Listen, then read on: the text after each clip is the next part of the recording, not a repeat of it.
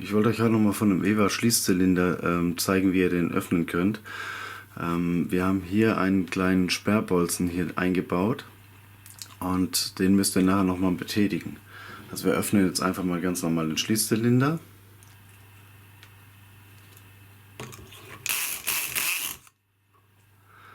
Ihr seht, dauert auch nicht lange.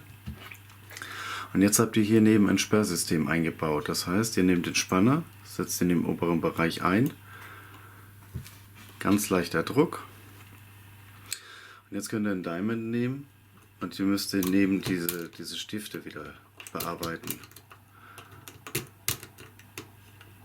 Das heißt, ihr seht, wie ich reingehe, von der Seite rein.